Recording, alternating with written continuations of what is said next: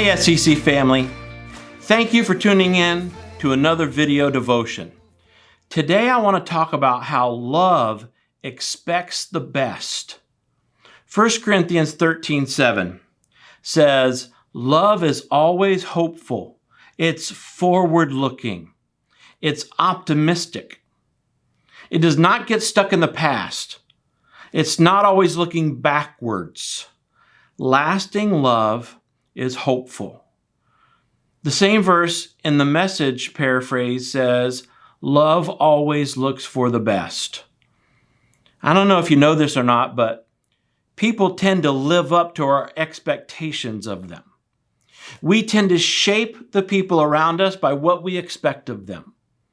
Whatever we tend to expect, much or little, people tend to live up to the expectations of other people. You set people up all the time. You set your husband up by what you expect of him and what you don't expect of him. You set your wife up by what you expect from her and what you don't expect. You set your children up by what you expect of them and by what you don't expect from them. Bruce Wilkinson, who wrote that book a while back called The Prayer of Jabez, years ago, he was a new professor at a university in Portland, Oregon called Multnomah University. He said the first time he went there as a faculty member, they gathered the faculty in the lounge and they were passing out all the class assignments for the year. He was a brand new professor. Somebody looked at the classes that Bruce had been given and said, Bruce, you're a lucky dog. You've been given 2 of the Section A classes. He said, what's that? The gentleman replied, well, Section A are the brightest students in the university. They're the advanced placements. Every year we figure out who the kids are who have the best test scores coming out of school, and we put them together into Section A classes. They're a joy to teach. They're smart, they're bright, they're funny, they're engaged. They want to learn. You're going to love having those classes. And you're lucky being a new professor, getting a Section A, 2 Section A's in your first year. Bruce said throughout the entire year, it was true. I absolutely loved teaching those kids, he said. They were so much more fun than the other classes. They were smarter, they were brighter, they asked better questions, they're more intelligent.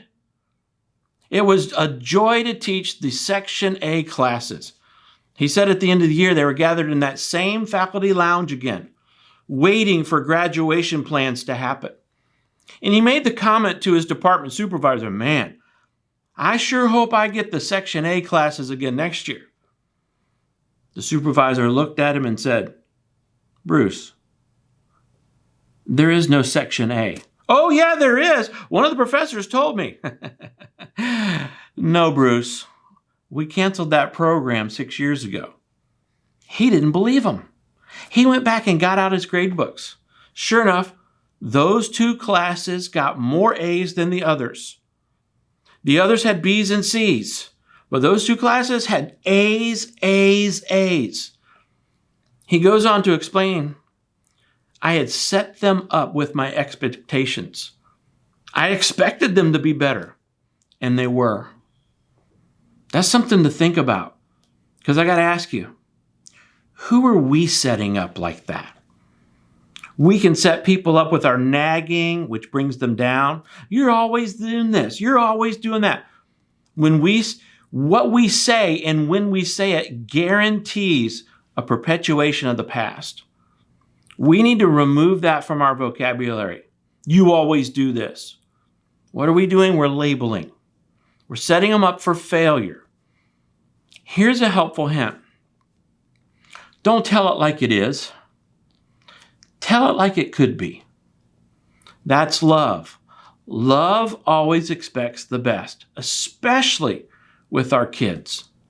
Love does not nag. Love says, I see what you could become. I see what you're becoming. And I believe in you. I expect the best out of you. So who are we programming with our expectations. We don't change bad people into good people by telling them they're bad, which is, by the way, the reason I never preach that way here at Seminole Church. It doesn't work for me to call us a whole bunch of sinners and tell us how bad we are. What I want to talk about is how God sees us, and what we could become if we surrendered our lives to Him. Whatever we want the people in our life to become, we've got to treat them that way, the way we want them to become, not the way they are. Guys, you want your wife to treat you like a king? Then treat her like a queen. It's real simple. Emphasize the positive, forget the nagging. Tell it like it is? No. Tell it like it can be. Visualize that potential. Start expecting the best from them. See them the way God sees them. So in closing, who do you need to expect the best from this week? Who in your life have you been not expecting the best from? Because love expects the best. As your pastor, I'm going to be praying for you. I hope you will love well this week. God bless.